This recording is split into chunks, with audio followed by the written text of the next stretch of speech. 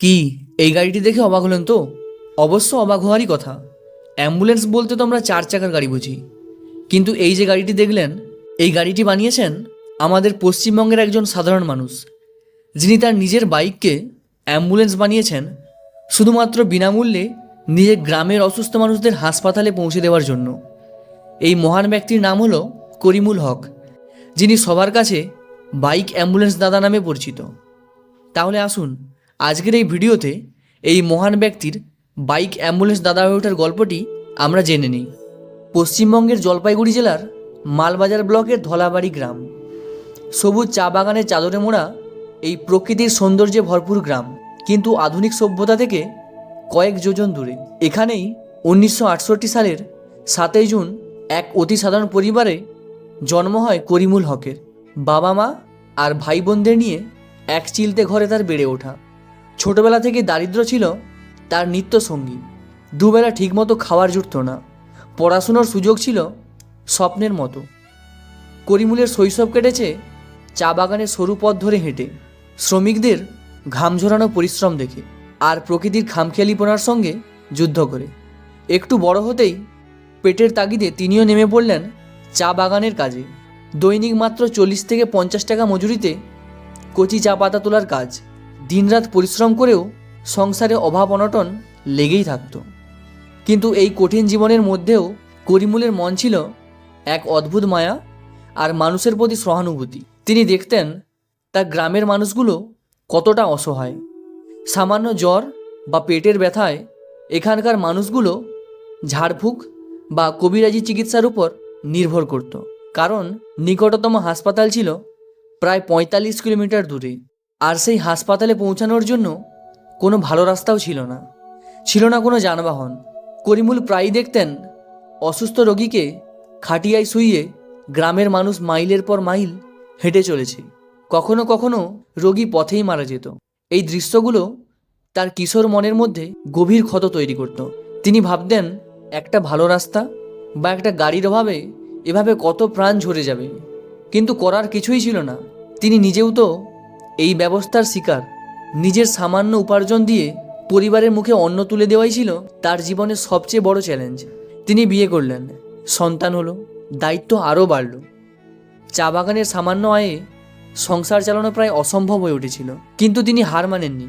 জীবনের সব প্রতিকূলতাকে সঙ্গী করেই তিনি বেঁচে থাকার স্বপ্ন দেখতেন। তিনি হয়তো তখনও জানতেন না যে তার জীবনে এমন এক ঝড় আসতে চলেছে যা তার জীবনের গতিপথই চিরদিনের জন্য বদলে দেবে। সালটা 1995। এক গভীর রাত, বাইরে মুষলধারে বৃষ্টি পড়ছে, সঙ্গে ঝোড়ো হাওয়া। করিমুলের মা হঠাৎই গুরুতর অসুস্থ হয়ে পড়লেন। বুকে অসহ্য যন্ত্রণা শুরু হলো। করিমুল আর তার ভাইয়েরা পাগলের মতো ছুটাছুটি শুরু করলেন। গ্রামের হাতুড়ে ডাক্তার যা ওষুধ দিলেন তাতে কোনো কাজ হলো না। তারা বুঝতে পারলেন মাকে হাসপাতালে নিয়ে যাওয়া ছাড়া কোনো উপায় নেই। কিন্তু কিভাবে যাবেন? এই ঝড় বৃষ্টির রাতে কোনো গাড়ি পাওয়া অসম্ভব। গ্রাম থেকে প্রধান সড়কে যাওয়ার রাস্তাটুকুও কাদার জলে ভর্তি হয়ে আছে। করিমুল প্রতিবেশীদের দরজায় দরজায় কড়া নাড়লেন, যদি কোনো গাড়ির ব্যবস্থা করা যায়। কিন্তু সবাই অসহায়ত্ব প্রকাশ করল। কেউ কেউ খাটিয়াই করে নিয়ে যাওয়ার পরামর্শ দিল, কিন্তু এই ঝড় বৃষ্টিতে সেটাও ছিল আত্মহত্যার সামিল। সময় গড়িয়ে যাচ্ছিল আর তার মায়ের অবস্থা ক্রমশ খারাপ হচ্ছিল। অসহায় করিমুল মায়ের পাশে বসে শুধু চোখের জল ফেলা ছাড়া আর কিছুই করতে পারছিলেন না। তার চোখের সামনে বিনা চিকিৎসায় তার মা যন্ত্রণায় ছটপট করতে করতে মৃত্যুর কোলে ঢলে পড়লেন। সেই রাতের অন্ধকার করিমুলের জীবনকে চিরদিনের জন্য অন্ধকারে ঢেকে দিল। মায়ের মৃত্যু শোকের চেয়েও বেশি যন্ত্রণা দিচ্ছিল তার অসহায়ত্ব। তিনি নিজেকে বারবার প্রশ্ন করছিলেন, যদি একটা গাড়ি থাকতো, যদি সময় মতো হাসপাতালে পৌঁছাতে পারতাম, তাহলে হয়তো মা বেঁচে যেতেন। এই ঘটনা তার মনে গভীর দাগ কেটে গেল। তিনি প্রতিজ্ঞা করলেন, যে যন্ত্রণার মধ্য দিয়ে তিনি নিজে গিয়েছেন, সেই যন্ত্রণা তিনি গ্রামের আর কাউকে পেতে দেবেন না। যে অসহায়ত্বের কারণে তিনি তার মাকে হারিয়েছেন, সেই অসহায়ত্বের শিকার হয়ে আর কোনো সন্তান যেন না তার মাকে হারায়। কিন্তু কিভাবে তিনি এই প্রতিজ্ঞা পূরণ করবেন তা তিনি তখনও জানতেন না। তার কাছে না ছিল টাকা, না ছিল কোনো ক্ষমতা, ছিল শুধু বুকে জমে থাকা একরাশ যন্ত্রণা আর চোখে এক দৃঢ় সংকল্প। মায়ের মৃত্যুর কয়েক বছর পর করিমুল তখনও চা বাগানের শ্রমিক। একদিন কাজ করার সময় তিনি দেখলেন তার এক সহকর্মী আজিজুল হঠাৎ অসুস্থ হয়ে মাটিতে পড়ে গেলেন। সবাই দৌড়ে এলো, কিন্তু কি করবে কেউ বুঝতে পারছিল না। আবারও সেই একই দৃশ্য, হাসপাতাল অনেক দূরে, যাওয়ার কোনো উপায় নেই। ঠিক সেই মুহূর্তে করিমুলের মাথায় বিদ্যুৎ খেলে গেল। তিনি তার ম্যানেজারের কাছে ছুটে গেলেন এবং তার মোটরসাইকেলটি চাইলেন। ম্যানেজার প্রথমে ইতস্তত করলেও করিমুলের আকুতি দেখে তিনি রাজি হলেন। করিমুলার এক সহকর্মীর সাহায্যে অসুস্থ আজিজুলকে কোনো মতে বাইকের পেছনে বসালেন। তারপর শুরু হলো এক অসম যুদ্ধ। ভাঙাচোরা কর্দমাক্ত রাস্তা দিয়ে প্রায় 50 কিলোমিটার পথ পাড়ি দিয়ে তিনি আজিজুলকে মালবাজার হাসপাতালে পৌঁছে দিলেন। ডাক্তাররা জানালেন সঠিক সময়ে নিয়ে আসার জন্যই আজিজুলের প্রাণ বেঁচেছে, না হলে হার্ট অ্যাটাকে তার মৃত্যু নিশ্চিত ছিল। সেই দিন আজিজুলের কৃতজ্ঞ মুখ দেখে করিমুল তার জীবনের আসল উদ্দেশ্য খুঁজে পেলেন। তিনি বুঝতে পারলেন তার মায়ের মৃত্যুর রাতে যে প্রতিজ্ঞা তিনি করেছিলেন তা পূরণ করার পথ ঈশ্বরই তাকে দেখিয়ে দিয়েছেন। তার হাতিয়ার হবে একটি মোটরসাইকেল। এরপর আর এক মুহূর্ত দেরি করেননি করিমুল। নিজের জমানো সামান্য কিছু টাকা এবং ধার করে তিনি একটি পুরনো সেকেন্ড হ্যান্ড মোটরসাইকেল কিনলেন। সেই দিন থেকে শুরু হলো এক নতুন অধ্যায়। সাধারণ চা বাগানের শ্রমিক থেকে বাইক অ্যাম্বুলেন্স দাদা হয়ে ওঠার যাত্রা। প্রথম গ্রামের মানুষ তাকে নিয়ে হাসাহাসি করত। কেউ বলতো পাগল, কেউ বলতো এসব করে কি হবে, কিন্তু করিমুল কোনো কথায় কান দেননি। তিনি তার ফোন নাম্বার গ্রামের সবার মধ্যে বিলিয়ে দিলেন এবং বললেন, দিন হোক বা রাত, ঝড় হোক বা বৃষ্টি, যে কোনো প্রয়োজনে আমাকে শুধু একটা ফোন করবেন, আমি পৌঁছে যাব। করিমুলের কাজটা এতটা সহজ ছিল না। ডুয়ার্সের ভৌগোলিক পরিবেশ অত্যন্ত প্রতিকূল। এখানকার রাস্তাঘাট যেমন খারাপ তেমনই বিপদসংকুল। ঘন জঙ্গলের মধ্যে দিয়ে যাওয়ার সময় প্রায়ই বুনো হাতির পালের সামনে পড়তে হতো তাকে। অনেকবার হাতির তাড়া খেয়েও কোনো মতে প্রাণ বাঁচিয়েছেন। কখনো আবার বিষাক্ত সাপের ভয়।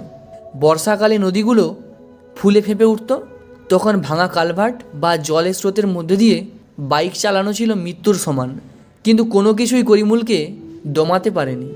তার কাছে প্রতিটি ফোন কল ছিল একটি জীবনের ডাক। গর্ভবতী মহিলাকে হাসপাতালে নিয়ে যাওয়া, সাপে কাটা রোগীকে উদ্ধার করা, পথ দুর্ঘটনায় আহত মানুষকে সাহায্য করা, সবই তিনি করতেন তার ওই একটি বাইকে। নিজের সামান্য বেতনের বেশিরভাগটাই খরচ হয়ে যেত বাইকের তেল আর রক্ষণাবেক্ষণের পেছনে।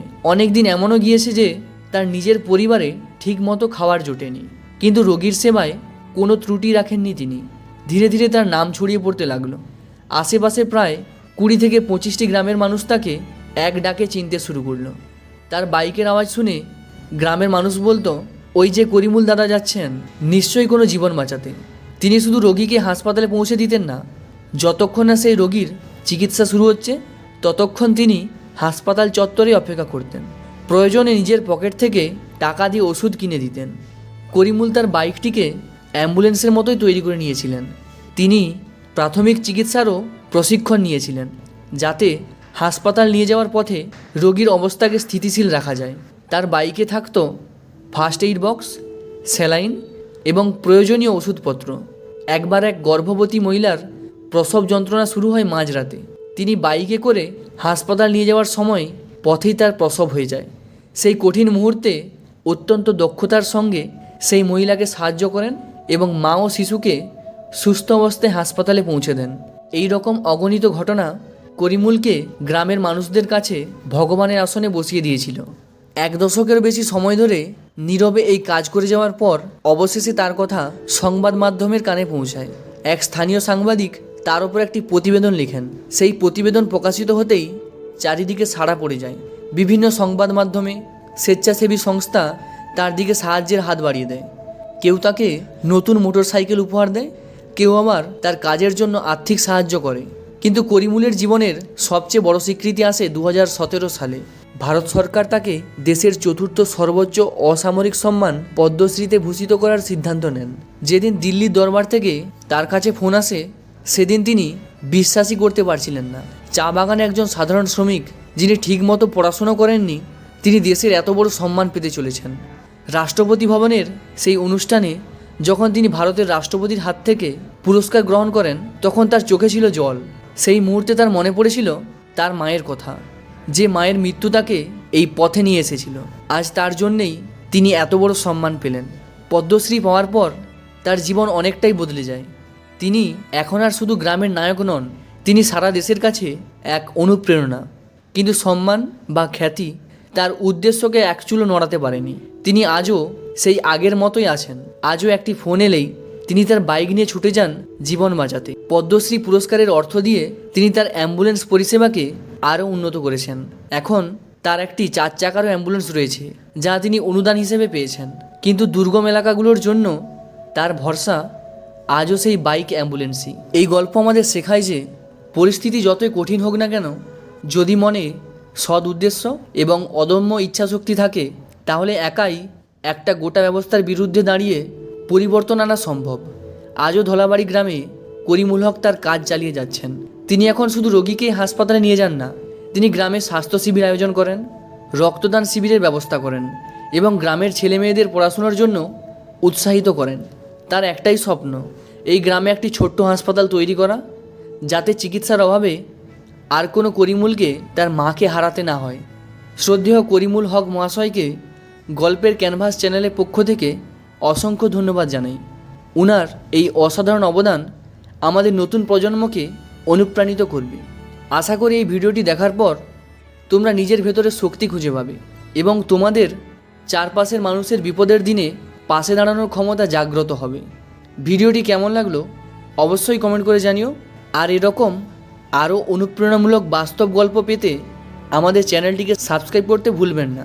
দেখা হবে আবারও একটি নতুন গল্প নিয়ে। আজকের মতো বিদায়। সবাই ভালো থেকো, সুস্থ থেকো। ততক্ষণ পর্যন্ত টাটা।